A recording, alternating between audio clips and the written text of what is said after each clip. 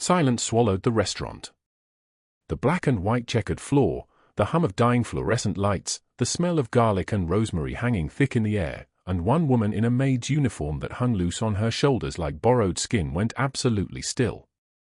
Nora Sinclair stood in the kitchen doorway with a plate of leftover risotto wrapped in foil. Her fingers trembled. Not from cold. From fear.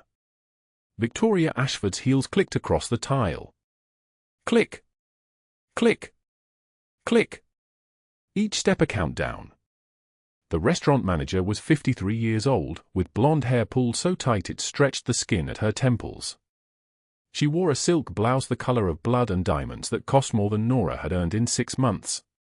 Her eyes moved across Nora's face like a knife looking for a place to cut. "You stole from the kitchen again," Victoria said. Not a question. A sentence. Nora's jaw clenched. The food was going to be thrown away. Because I said so. Because it is mine to throw away. Not yours to steal. Victoria stepped closer. The scent of her perfume, something expensive, something cruel, filled the small space between them. "Do you know how many people would kill for your job?" "Yes." Nora's voice came out like a whisper. Like something broken trying to sound whole. "Then why are you making me regret hiring you?" The question hung there. Nora had no answer. She had been working the night shift at Marcello's for 14 months. 14 months of scrubbing other people's plates, folding other people's napkins, pretending not to notice when they left her a $1 tip or no tip at all. 14 months of coming home to her car parked behind the Seattle Harbor shelter with exactly enough gas to get through the week if she didn't drive anywhere else. She had $34 in her pocket. $34 and 3 days before the shelter's winter parking lot closed for the season and she would have nowhere to leave her vehicle. Nowhere to sleep except the streets. "I'm sorry," Nora said. "I won't do it again." Victoria laughed. The sound was glass breaking. "No. You won't. Because you're fired." Victoria turned away, dismissing her with a wave of her hand. "You have 10 minutes to get your things and get out. If you take anything that doesn't belong to you, I'm calling the police." Nora felt the words land like stones. 14 months. Gone. The money she had carefully calculated, the rent she was going to pay for a studio apartment next month, the possibility of something better than a car with 187,000 miles on it and a cracked windshield, all of it crumbled to nothing in the space of a single sentence. She walked to the employee locker in the back. Her hand shook as she pulled out the jacket she'd left there this morning. A grey windbreaker from a thrift store, the zipper broken, the hem fraying. She folded it carefully. As if careful folding mattered. As if anything she did mattered at all. The foil-wrapped risotto was still in her other hand. She looked down at it. The plate was restaurant property. The risotto was being discarded. But none of that mattered now. She was a thief either way. She slipped the plate into her backpack anyway. Outside, the November rain hit her like a fist. Seattle in November was not gentle. The sky didn't rain so much as open up and bleed grey light onto the streets. The wind came off Puget Sound carrying salt water and the smell of diesel fuel from the port. Nora pulled her broken jacket tight and started walking north toward the shelter. Her car was parked 2 blocks away, tucked between a dumpster and a chain-link fence behind a boarded-up warehouse. A 2009 Honda Civic with 187,000 miles, a cracked windshield held together with duct tape, and a back seat piled with everything she owned. 3 changes of clothes. A sleeping bag with the stuffing coming out at the seams. Books she'd checked out from the library 3 times each because she reread them instead of returning them on time, and the late fees kept adding up. And underneath the sleeping bag, wrapped in a plastic grocery bag and buried deep so no one would see it, a worn prayer card from her mother's funeral. The only thing she had left from before everything fell apart. She had been sitting in that car for 14 months, watching the seasons change through a cracked windshield, counting the money in her pocket down to the penny, trying to figure out how to survive.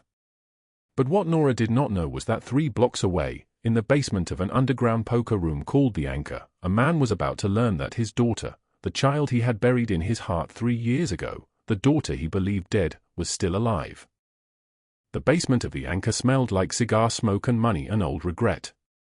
Luca Calabrese sat at the poker table with $13,000 in front of him. He wore a suit that cost $5,000. His watch was worth $30,000 more. His hands were completely still as he looked at his cards and waited for his lieutenant Sergio to fold. Sergio was 42 years old. He had a scar that ran from his left temple to his jaw, a souvenir from a business deal gone wrong in 2004. He had been Luca's right hand for 15 years. He knew when to speak and when to stay silent. Right now, he folded. "You," he said to Luca. Luca nodded and pulled the pot toward him. The sound of chips clicking together was like the tick of a clock counting down. The poker room was underground literally. Beneath a fish market that had been closed for 8 years, down a service elevator that required a key and a code, through a hallway where 2 men in black suits stood with hands folded in front of them. The walls were soundproofed. The money that moved through this room in a single night was enough to fund a small country's government for a week. Luca was 44 years old. He had dark hair with threads of silver at the temples. A scar that ran from his right eye to his cheekbone. Eyes the color of storm clouds. He moved each gesture deliberately, as if he had learned long ago that wasted motion was the beginning of weakness. "Deal," he said. The dealer shuffled. Fresh cards hit the table like small surrenders. Sergio's phone buzzed. He glanced at it and his entire body went rigid. Luca saw the change immediately. In 15 years, he had never seen Sergio's hands shake. They were shaking now. "What?" Luca asked. Sergio swallowed. "We found her." The card in Luca's hand fell to the table. The homeless woman. The one who's been hiding Emma. Sergio's voice was very quiet. "She's at Marcello's. On Pine Street. She just got fired and she's walking toward the harbor right now." The world became very still. Emma. His Emma. 3 years ago, his brother Marco had made a choice that seemed like business. Sell the child to traffickers. Disappear for 3 weeks. Come back with new money and a new scar and a dead sister to explain why he was running. Luca had found his brother's body in Elliott Bay 2 days after Emma vanished. He had not found Emma. For 3 years, he had not found her. Every investigator, every contact in the underworld, every resource he had, all of it had been worthless. His daughter had simply ceased to exist. Until 2 months ago, when one of his men had been walking past the shelter and seen a small girl with Luca's exact same eyes holding hands with a woman in a maid's uniform. The woman had been buying apples from a street vendor with coins from her pocket, and she had given them to the girl even though the girl was not hers. "What's her name?" Luca had asked. Nora Sinclair, his investigator had said. 28 years old. Homeless for 14 months. No criminal record. No family. No friends. She volunteers at the shelter. She cleans offices at night. She works at a restaurant during dinner service. For 2 months, Luca had watched. He had put men on her. Not to harm her. Just to keep her safe. Just to understand why a stranger would risk everything for a child who was not hers. Now Nora was walking toward the harbor in the rain. "Get the car," Luca said. "Get Sal. Move." The elevator moved upward. The rain came harder as they reached street level. Luca stepped into the November storm with Sergio and Sal, another lieutenant, 20 years younger, with the build of someone who had spent his entire adult life breaking things for money. The black Mercedes was parked across from Marcello's. They could see the restaurant through the rain-streaked windshield.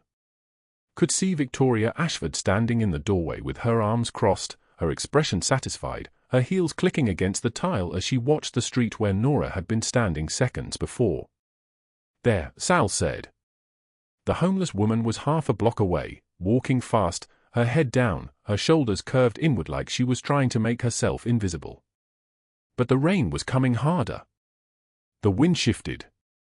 And in that moment, Victoria Ashford opened the restaurant door and stepped outside. What happened next was something Luca would see again and again in his memory for the rest of his life. He would see it when he was old. He would see it when he was dying.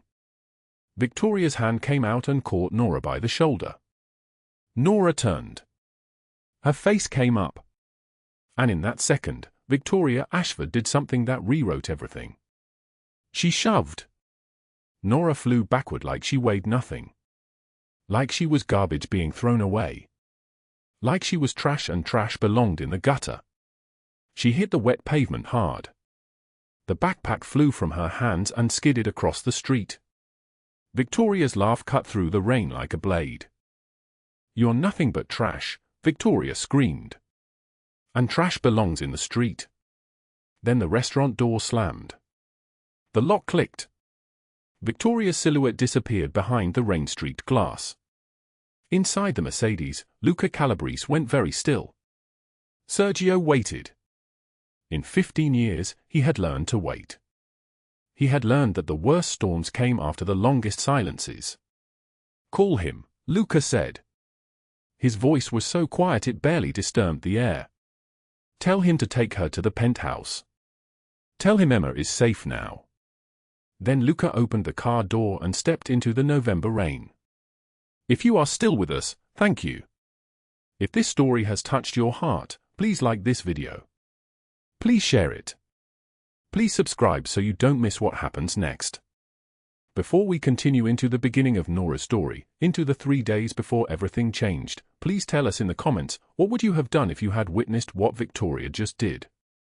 We will see you in the next part of this story. 2 hours before Victoria Ashford's hand would connect with her shoulder, Nora Sinclair stood in a gas station bathroom on Aurora Avenue, counting crumpled bills under fluorescent lights that hummed like a dying animal. $78. That was the sum total of her existence. She whispered the words to the mirror, to the gaunt reflection staring back at her, a woman who looked a decade older than her 29 years. 14 months homeless. 14 months sleeping in her 1998 Honda Civic parked behind the Seattle Hope Shelter, where she volunteered 3 nights a week for free, where they let her use the shower if she came in before dawn when no one was looking. The foreclosure notice was folded in her back pocket. $22,000 owed in 3 days. 3 days before the bank took everything that was left of her old life, a studio apartment she hadn't seen since August, a place where she'd lived before Douglas Hale taught her what it meant to be erased from the world. She pulled out her wallet with trembling hands. $34 remained. She'd spent $44 on gas for the Civic and a sandwich from the 7-Eleven, a sandwich she'd eaten while sitting in her car, watching a mother and daughter walk past with their arms linked, wondering if she would ever again be someone's choice to stay beside. Nora turned on the bathroom faucet. Cold water. Always cold. She washed her face with brown paper towels, watching the water swirl down the drain like everything else in her life, disappearing, gone, never coming back. The donated Maid uniform hung on the bathroom door hook, navy blue with a white collar, picked from the shelter donation bin 3 weeks ago. It fit. That was all that mattered. It fit, and the restaurant on Pike Place Market was hiring for the dinner shift, and she needed $7.30 per hour to stay alive one more day. A sound outside. Footsteps. A man's voice. Nora froze, her wet hands suspended in air. Her body knew the rhythm of fear. It knew Douglas Hale's footsteps, the specific cadence of his pursuit, the way his breathing sounded when he was hunting. But these footsteps belonged to someone else. A customer, probably. Just a customer getting gasoline. She dried her hand slowly. Deliberately. Panic was a luxury she could not afford. Panic made you stupid. Panic made you visible. The prayer card was where it always was, tucked behind the $34. Worn soft at the edges from the months she'd handled it, running her thumb across the St. Christopher medallion printed in fading blue ink. Her mother had given it to her years ago, in a different life, when Nora had believed in things like protection and grace. The edges were so fragile now they were almost translucent. Like her, she thought. Like everything about her was becoming transparent, invisible, erasing itself from the world one thin layer at a time. 14 months ago, she'd had a job. Assistant manager at a dental office in Queen Anne, a corner office with a window that overlooked the Sound, a salary that paid her rent and left money for coffee and sometimes a movie ticket. She'd had a life. A small life, but it was hers. Then Douglas Hale came into the office with a cracked filling and left with her phone number, which she'd given him because he asked politely and had a smile that hadn't yet revealed its teeth. 3 months of charming. 3 months of him knowing where she was every second of every day. 3 months of his hand on her arm becoming a hand on her arm that hurt. 3 months of him telling her that her friends were jealous of what they had, that her mother was poison, that the world outside their apartment was dangerous and he was the only thing keeping her safe. Then she'd gotten the restraining order. She'd shown up at the courthouse with a social worker from the shelter, paperwork in hand, photographs of bruises shaped like fingerprints, dated and documented. The judge had signed it. She remembered the pen moving across the paper, the scratch of the signature, the certainty that finally, something would change.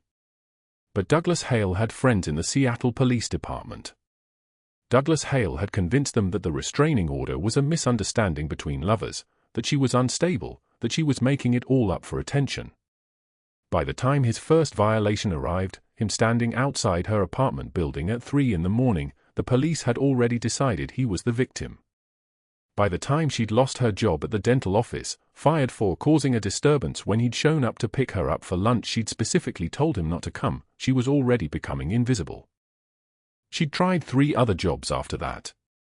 A coffee shop, where he followed her to the counter and stood so close that the other customers stopped coming. A bookstore, where he called the manager and said she was his ex-girlfriend trying to avoid child support payments. A data entry firm, where he called in a fake bomb threat just to watch her evacuate the building with her hands in the air. By month 4, no one would hire her. By month 6, her landlord had sold the building and the new owner wanted market-rate rent.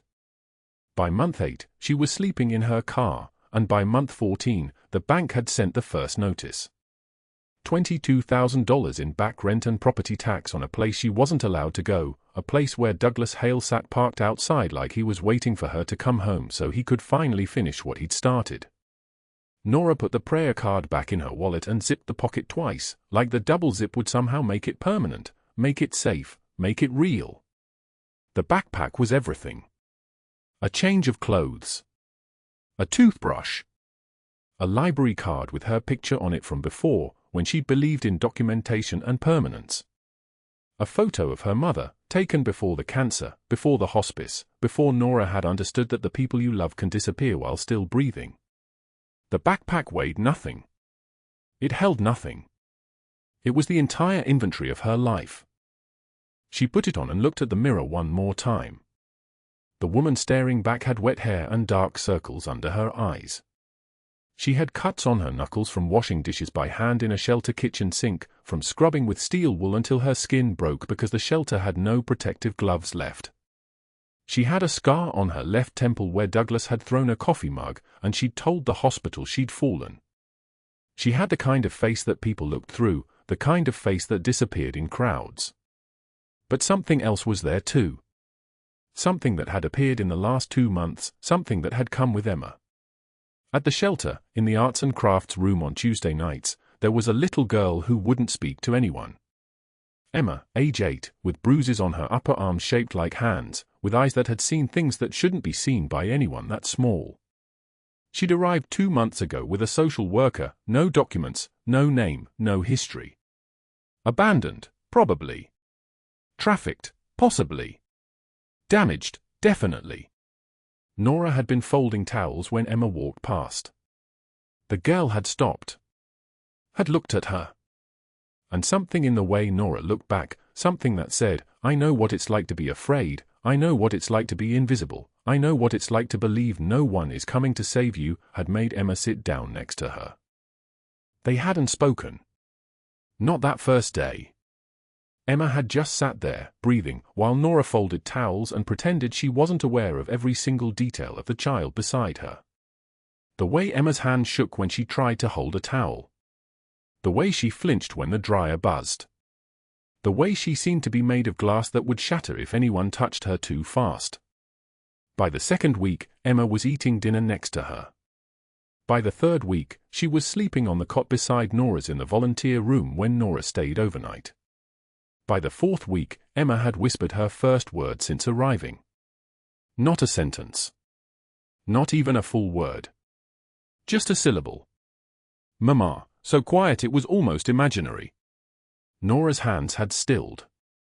She'd kept folding, kept moving, kept breathing like the word hadn't just broken open her entire chest and poured light into the darkness that had lived there for 14 months. I'm not your mama, sweetheart, Nora had whispered back. But I'm here. I'm right here beside you. Stay, Emma had said. 2 syllables. A complete sentence. A prayer. Nora promised without using words. She promised by showing up every night. She promised by stealing extra food from the shelter kitchen and hiding it under Emma's cot. She promised by learning the little girl's nightmares and sitting beside her in the dark, not touching, just present, just refusing to leave. The restaurant job was the only thing that might let her keep that promise. Minimum wage, cash tips if she was lucky, the kind of restaurant where tourists came to feel like they were experiencing Seattle's authentic culture while they ate overpriced clam chowder and fish and chips. She could make maybe $40 a night if the restaurant was busy. $40 a night times 3 nights a week times 4 weeks was $480 a month. Not enough for a deposit on an apartment, not even close. But enough to buy Emma warm socks. Enough to buy her a winter coat before the rain came harder. Enough to keep promising to stay. She left the gas station bathroom at 4:06 p.m. The sky was already darkening, November pressing down on Seattle like a hand on a throat. The Civic was parked 3 blocks away. She walked with her backpack and her $34 and her worn prayer card, and she did not see the black SUV parked across the street, engine running, windows tinted dark as the coming night. The underground poker room in Pioneer Square smelled like old money and expensive lies. Cigar smoke coiled between the green felt tables like rope, thick enough to choke on, and Luca Calabrese sat motionless across from his Lieutenant Sergio, stacks of cash and chips arranged between them like the pieces of a game he'd stopped enjoying years ago. The room was all mahogany and shadow, armed men in tailored black suits stationed at every entrance, windows covered in heavy velvet that turned the November evening into permanent midnight. Luca wore a suit that cost more than most people's cars, charcoal gray, perfectly pressed, the fabric so fine it barely whispered when he moved. His dark hair was silvered at the temples, and a scar ran from his left eye to his cheekbone, a permanent reminder of the day his brother betrayed him. His hands were steady as he lit a fresh cigar, but something burned behind his eyes, something that had been burning for exactly 3 years, 2 months, and 17 days. The shipment from Vancouver clears tomorrow, Sergio said, keeping his voice low, the kind of voice men used when they were talking about things that could destroy them. He was younger than Luca by a decade, broad-shouldered, with the careful movements of someone who'd learned long ago that careless gestures got people killed. Marco's crew will handle the exchange at the warehouse on Ballard Avenue. We move the product by midnight, distributed through the usual channels by dawn. Luca nodded, but his mind was somewhere else entirely.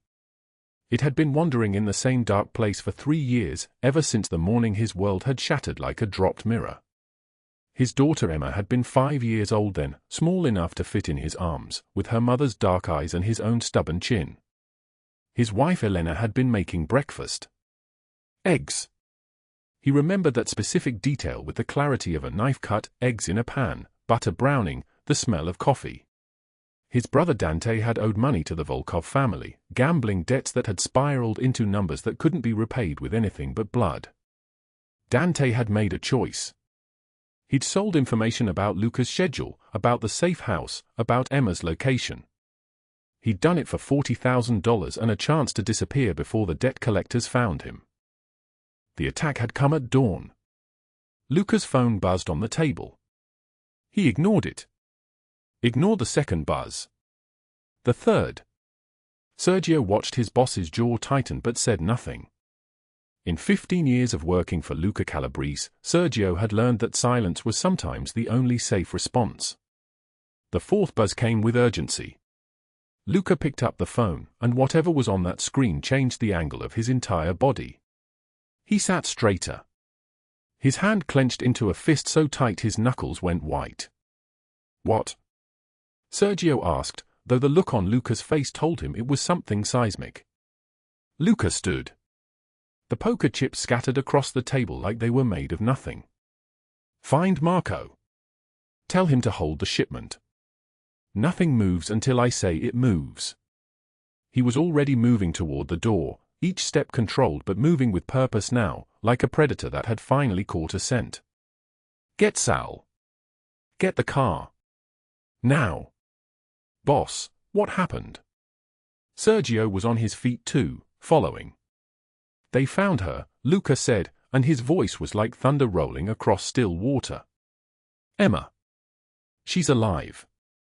Outside, the November rain hammered the streets of Seattle like bullets against armor. The storm had come from nowhere, the way Seattle storms do, suddenly, violently, turning the muggy evening into something cold and dangerous. The Mercedes pulled up to the Seattle Hope Shelter on Capitol Hill at 7:38 p.m., rain sheeting down so hard it turned the streetlights into blurs of amber.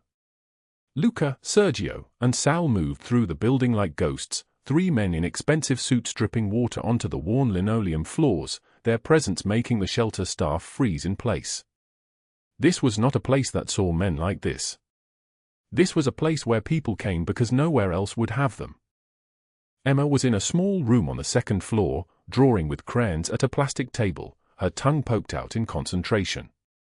She was 7 years old now, thin in a way that spoke of skipped meals, with dark hair that needed brushing and a dress that had been washed so many times it was almost transparent. When she looked up and saw Luca standing in the doorway, something shifted in the universe. She didn't hesitate. She didn't question. She ran. "Papa!" The word broke something open in Luca's chest, a wound that had been cauterized for 3 years suddenly bleeding again. He dropped to his knees, this man who had torn apart trafficking operations, who had sent rivals to hospitals and graves, and he held his daughter like she was made of spun glass. Emma's small arms locked around his neck. She was crying. She was shaking. She was real. "Baby, you're safe now," Luca said, and his voice cracked like ice breaking. "You're safe. Papa's got you." "I knew you'd come," Emma whispered into his shoulder. "Nora said you would come." Sergio had turned away, staring at the wall with sudden intense interest, but his shoulders were shaking. In 15 years, he had never seen Luca Calabrese cry. Luca pulled back just enough to look at his daughter's face, to verify with his own eyes that this was real, that the nightmare was over. "Where is Nora?" he asked, smoothing Emma's dark hair back from her forehead. "The woman who was taking care of you. Where is she now?" "She's working," Emma said. Her voice was small and precise, the way children's voices are when they're sharing something they've memorized. "At the restaurant. Marcello's. She washes dishes there at night so she can buy me food. She told me she only has $34 left, Papa. She's scared we'll run out of money for my warm socks."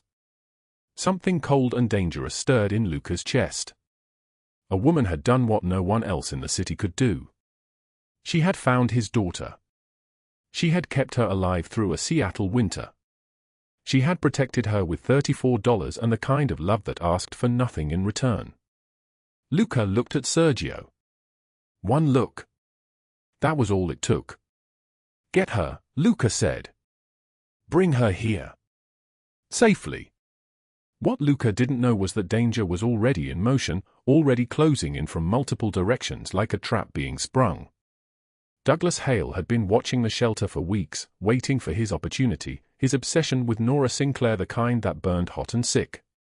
He'd convinced the Seattle police that her restraining order was a misunderstanding, just a woman being dramatic, and they believed him because he'd learned to speak their language. Victoria Ashford, the board president of Seattle Hope Shelter, the woman whose family money made the shelter's existence possible, had been secretly feeding Douglas information about Nora's location for months.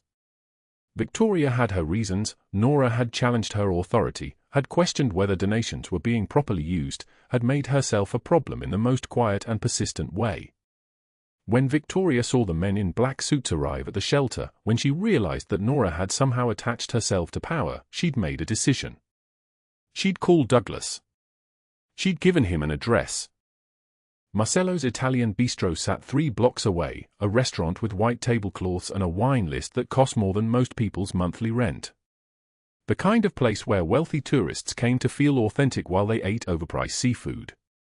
At 8:15 p.m., Nora Sinclair stood in the kitchen, hands raw from scalding water, steam clouding the world into something soft and painless. She wore a black apron that had once been clean, and her dark hair was pulled back so tightly it pulled at her temples. She was 27 years old but looked like she'd lived several lifetimes.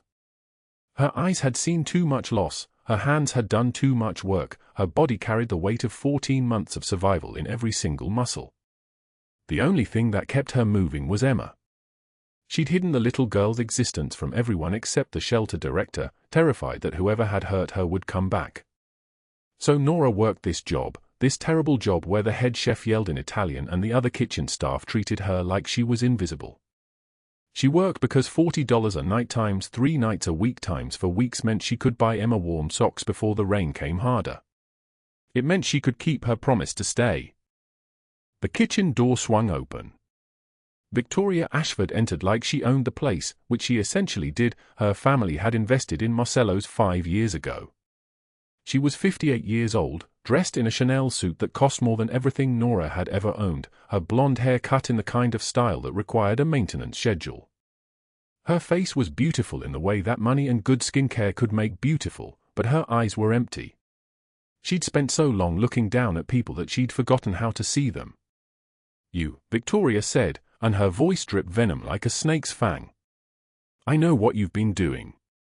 Stealing food from my kitchen. Harboring some runaway child at the shelter. You think you're some kind of savior, don't you? Well, you're fired." Nora's hand stilled in the soapy water. Around her, the kitchen staff stopped moving, watching. This was the kind of moment that people remembered. "Please," Nora said quietly. "I need this job. I'll pay back anything I took." "I can?" "Pay back." Victoria laughed, sharp and cruel, the sound of someone who'd never had to choose between eating and paying rent. "You're homeless trash sleeping in a car. You have $34 to your name. You have nothing. You are nothing." Victoria grabbed Nora's arm, nails digging in hard enough to leave marks. She dragged her through the kitchen, through the dining room where wealthy patrons stared, out into the rain. The November thunderstorm had turned the street into a river. Lightning cracked overhead, splitting the sky. Victoria shoved Nora hard onto the wet pavement, and Nora fell, her backpack flying open, her worn prayer card, the only thing her mother had ever given her, skittering into a puddle. Nora scrambled to grab it, protecting it like a lifeline, like if she lost this one thing she would lose the last piece of herself. "Don't come back," Victoria said, slamming the door behind her. Across the street, a van's door opened. Douglas Hale stepped out into the rain, and Nora's blood turned to ice. He was bigger than she remembered, meaner. His smile was the same one he'd worn the night she'd finally run from him, the night she'd realized that love wasn't supposed to bruise and that she deserved to live. "Hello, Nora," he said, his voice soft and conversational, the voice of a man who knew he'd won. "Thought you could hide forever." Nora backed away, but the restaurant wall was behind her. There was nowhere to go. "The restraining order," she started, but her voice was barely a whisper. "Is a piece of paper my buddies at the precinct think is bullshit," Douglas said. He moved closer, and Nora could smell the beer on his breath, the familiar stench of her nightmare made physical. "You made me look bad, Nora. Made me chase you all over Seattle like some desperate fool. That ends tonight." He grabbed her wrist, yanking her toward the van. She fought, but he was twice her size, and the rain had made everything slippery. Her feet slid on the wet pavement. Her prayer card fell again, lost in the water. "Nobody's coming to save you," Douglas said, and his voice was certain, the certainty of a man who'd never experienced real consequence. "You're nobody. You've got $34 and a car that barely runs. Who's going to miss you?" But what Douglas Hale and Victoria Ashford didn't know was that the black Mercedes was already rounding the corner, its headlights cutting through the rain like blades. What they didn't know was that Luca Calabrese had just gotten a phone call from Sergio, that Emma was crying, asking where Nora was, saying the bad man might find her. What they didn't know was that they had just made the mistake of their lives. The Mercedes screeched to a halt. The rain fell in sheets now, each drop hitting the pavement like a gunshot.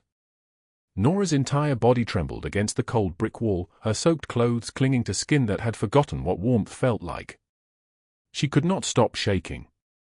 She could not catch her breath. The prayer card was still clutched in her fist, now pulpy and ruined, but she held it anyway like a life raft in an endless ocean. Luca Calabrese stood motionless in the downpour, rain streaming down his face, his custom-tailored suit worth more than Nora had earned in her entire lifetime now darkened and clinging to his broad shoulders. His dark eyes, penetrating and cold as storm water, fixed on her crumpled form for a long moment. When he finally spoke, his voice came out soft and measured, like a man who had learned that the quietest words carried the sharpest blades. "Can you stand?" Nora looked up at him, at this stranger with the face of an angel and the presence of a nightmare, and shook her head.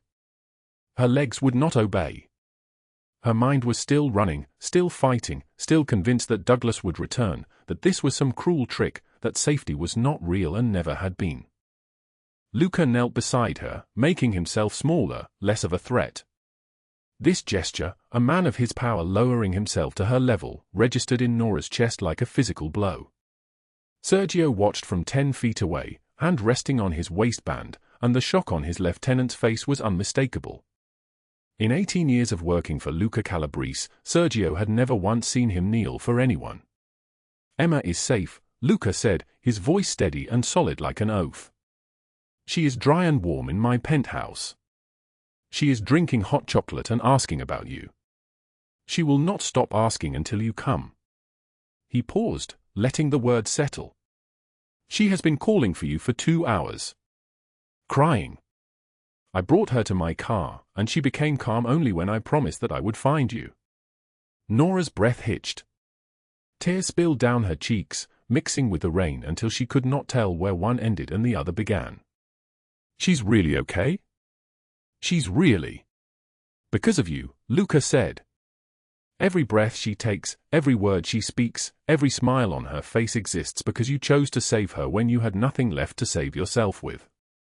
He reached out slowly, deliberately, and when his fingers brushed her arm, the contact was so gentle that Nora almost broke entirely. "That matters. You matter." The words landed like forgiveness, like absolution, like permission to finally stop fighting. Behind them, the vans were already moving. The rear doors had sealed with the sound of a coffin closing, and now the vehicles merged into the rain-soaked Seattle night, leaving no trace except the puddles where Douglas had fought and screamed and begged for mercy that would never arrive. Victoria Ashford had made one final sound, a shriek that cut through the thunder, before the second van followed, and the street fell into a silence so complete that Nora could hear only the rain and her own ragged breathing. What happened next became the story that whispered through Seattle's underworld for years afterward, told in dim poker rooms and private clubs, spoken in voices that never rose above a whisper because some lessons were too important to broadcast. By 6 o'clock the next morning, 3 federal agents had received an anonymous encrypted email containing financial documents that made their hands shake. The evidence was pristine, organized, undeniable. $300,000. Embezzlement spanning 2 years. Shell corporations registered to Victoria Ashford's personal accounts.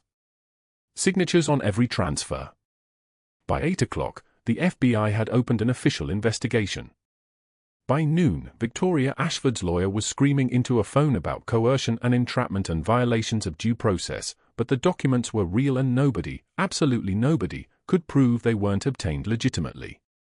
The mayor's office distanced itself. The charity board issued a statement expressing shock and disappointment. Friends who had known Victoria for 20 years suddenly had very pressing reasons to be unavailable. By the end of the week, 3 news outlets had run exposés about the extent of the embezzlement. Photographs of Victoria in handcuffs appeared on the front page of the Seattle Times. The headline read, "Local philanthropist arrested on federal embezzlement charges." 38 counts. Douglas Hale, meanwhile, had vanished completely. His apartment was found empty, his few belongings gone.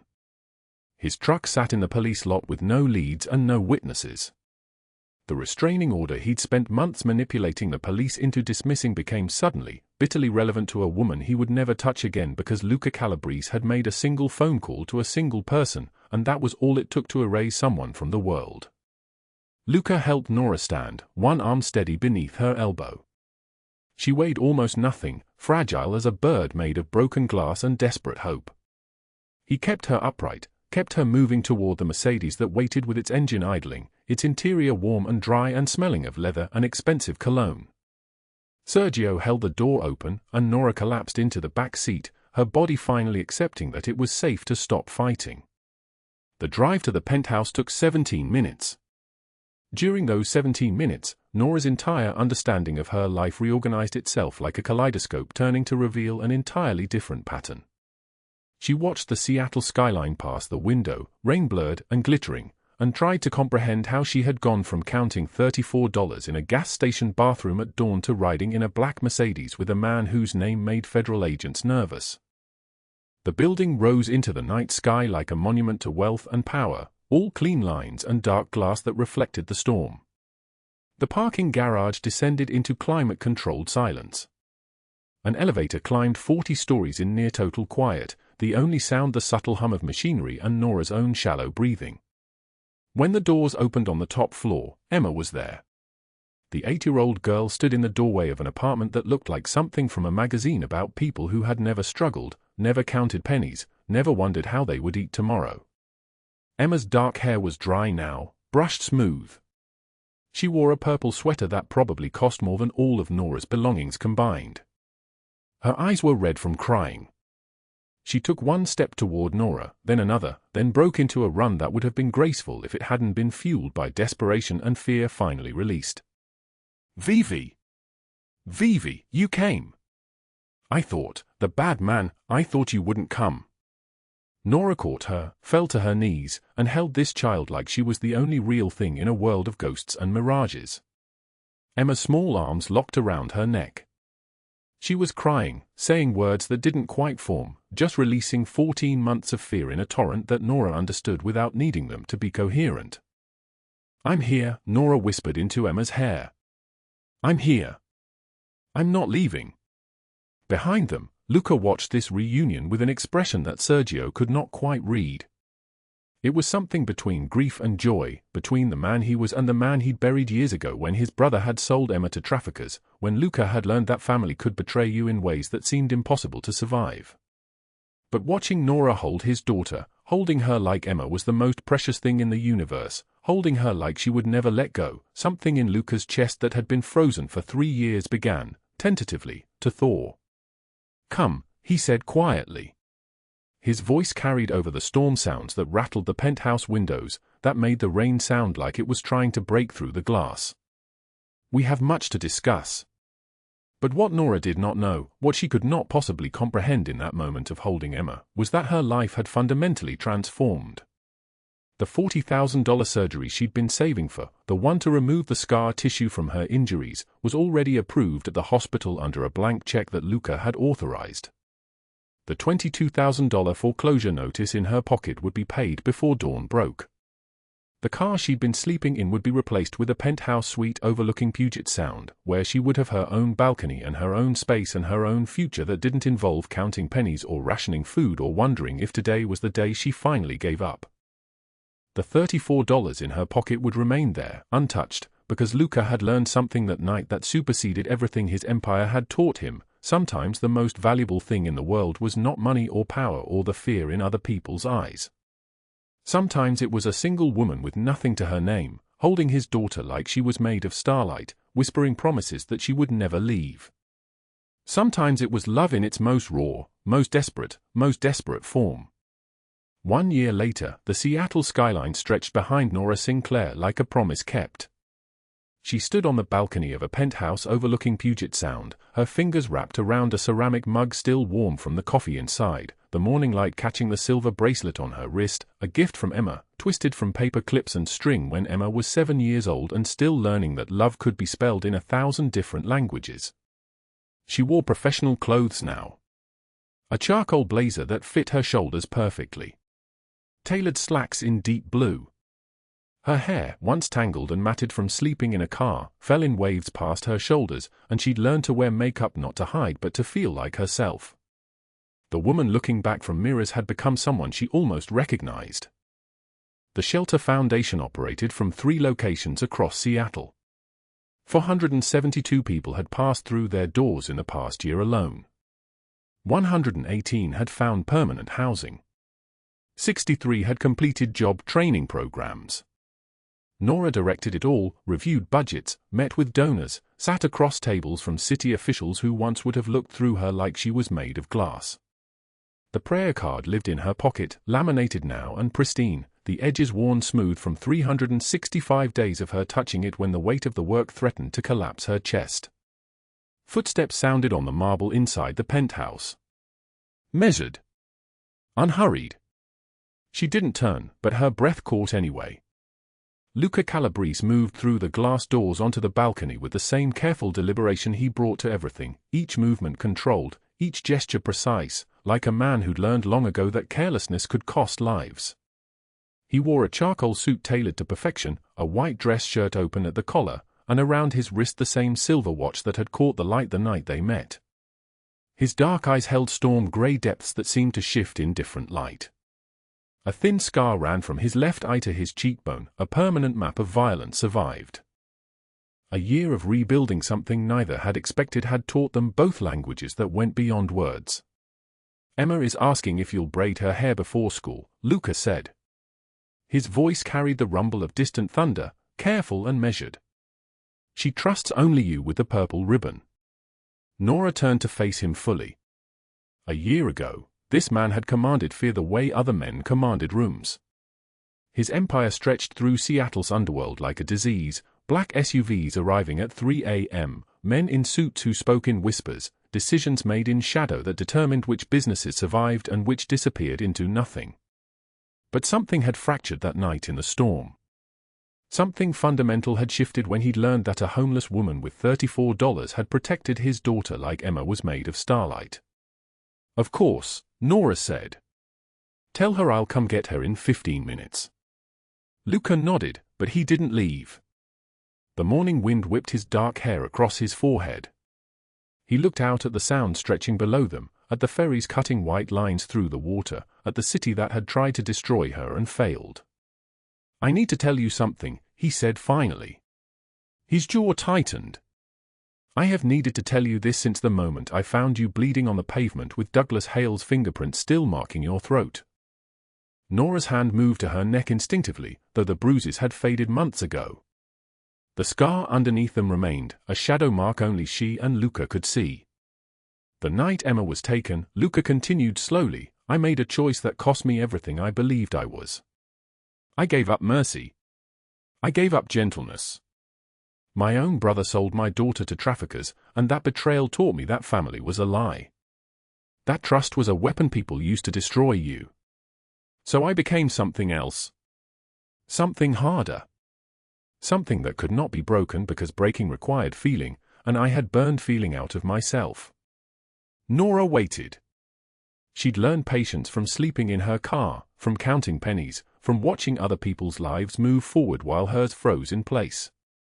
When I learned you had protected her, Luca said, I didn't understand it. You had nothing. You were running. You were terrified. The logical choice was to walk away. To save yourself first. But you didn't. You chose to save what was mine when you had nothing left to save yourself with. He turned to face her fully then.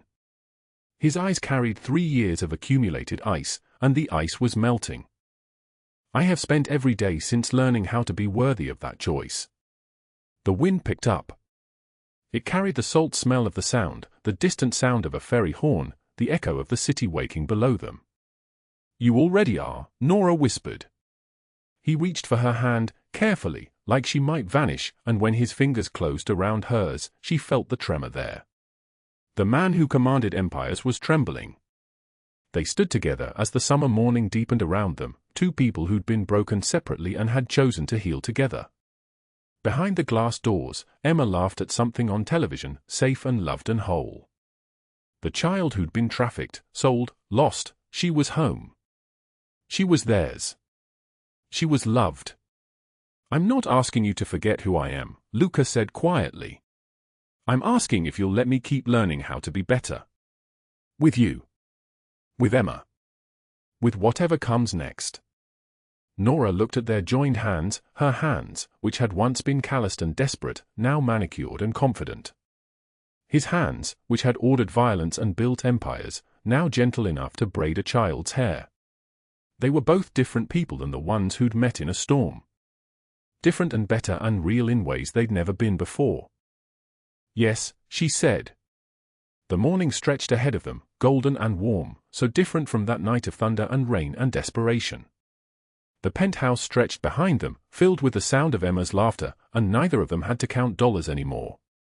Neither of them had to wonder if today was the day they finally gave up. Family is not always bound by blood, but by those who choose to stay when the storm arrives. This is what Nora and Luca learned. This is what their story taught us all. That mercy is not weakness. That choosing to protect someone, even when it costs you everything, is the strongest thing a person can do. That the smallest act of kindness can reshape entire worlds. If this story moved you, hit that like button now. Share it with someone who needs to remember that family is built by those who choose to stay, not by those who are bound by blood. Subscribe so you don't miss the next story of unexpected redemption. Leave a comment below and tell me, have you ever helped a stranger, only to discover it changed your life too? Have you ever met someone who reminded you that mercy was not weakness but strength? I read every single comment you leave. Every one matters. Everyone is a reminder that we are all trying to rebuild something better than what we were. A new story drops tomorrow. Until then, remember this, no matter how hard life gets, no matter how many times you count your last dollars and wonder if today is the day you give up, remember that storms always pass. Remember that the smallest act of kindness can reshape entire worlds. Remember that you are never as alone as you believe in the darkness. We wish you good health, a joyful life, and days filled with peace and happiness. Thank you for staying with us until the very end. We will see you again in the next video. Goodbye.